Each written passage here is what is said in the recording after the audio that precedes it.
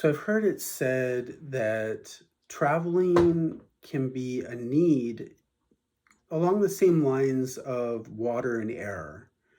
How can that be that traveling can be that important? I mean, obviously, without air or water, you would die. So would you die without traveling? Good question. Maybe you wouldn't physically die, but maybe you would feel dead. Maybe your soul would be in deep, deep trouble. I've traveled extensively over the past few years. I've traveled to Mexico, Ecuador, Costa Rica, Nicaragua, and I've traveled every winter for part of the winter. And I love it. I love the adventure. I love the mystery. I love the culture. I love learning about new people, people that do things different ways. It can be frustrating at times, it can be challenging, but it's exciting, it's enlivening. It makes me feel alive. And I love to just go through the adventure. The part I like the most is the adventure travel, being in places that are somewhat primitive by Western developed standards. Obviously, we're not talking tribal jungle people, but we're talking that the amenities of modern Western life are not always present in some of these other countries. You might find them in places, but most of the area, the people are living quite simply, quite basic, quite, hand to mouth. I mean, they're not living on the standard of living that we're used to in the developed West.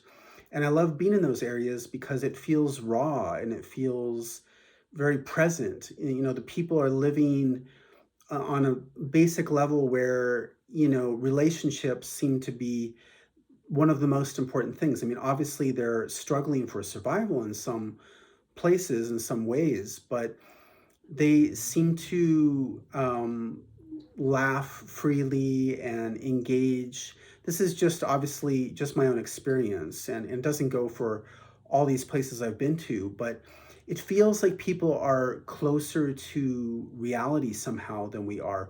In our complicated lives in the developed world, we distance ourselves from ourselves. We're so busy and the complexity is sometimes so intense that relationships and just relating to each other kind of goes down the list in terms of priorities. Whereas in some of these countries, I see the connections that people have as some of the most important things in their lives, which is sometimes lacking in the United States, where I'm from.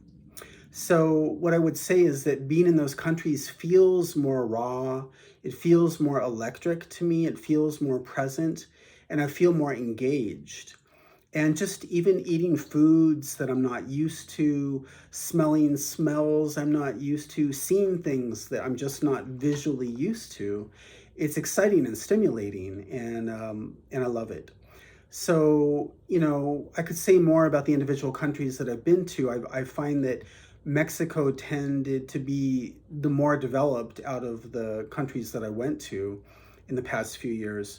Mexico seems to be really getting, I mean, they're clearly raising their standard of living over time, and in places where there's a lot of expats, there's a lot more money, and there's a lot more comforts of life there. A lot more English is spoken. In some of the countries, like, say, for instance, Nicaragua that I went to, there's less English spoken, and there's not as many amenities and comforts of life that we have here, like, for instance, in the United States. But I enjoyed it, I think, even more for that reason, just because it took me out of my comfort zone and it got me more on my edge. Ecuador was such a beautiful country, such beautiful nature. Costa Rica, just the animals and the cloud forest, just incredible. And, a lot of times in the United States in particular, we're taught that it's dangerous to be in other countries. Oh, Mexico's dangerous. Don't go to other countries, it's not safe. Well, I haven't had any safety issues in the months and months that I've been traveling overseas in the past few years. That's just my own personal experience. I know that things happen. I know that it doesn't always go that way. And, knock on wood, that it will continue for me that way in my travels. But I found it to be safe for me. And in fact, in one of the towns that I went to in Mexico called Ajijic, They say that children and puppies play in the streets at night. That's what I had heard said about it. And when I went there, I literally saw children and puppies playing in the streets at night.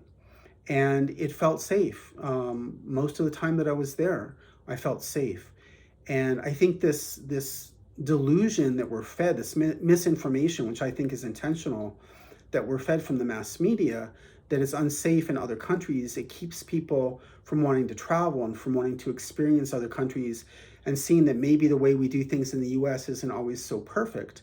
And maybe other places do things in better ways than we do in some aspects. And also, just to, find that a lot of these other countries are much less expensive than the United States, and the dollar goes much further.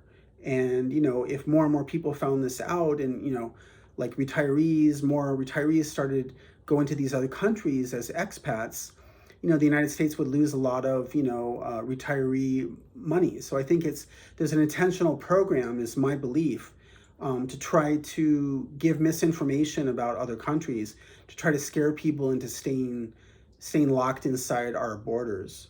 So that's my own opinion. The bottom line is it's just fun. It's just fun to travel. It's just enjoyable. It's so different. It's so different than what we're used to in the U.S.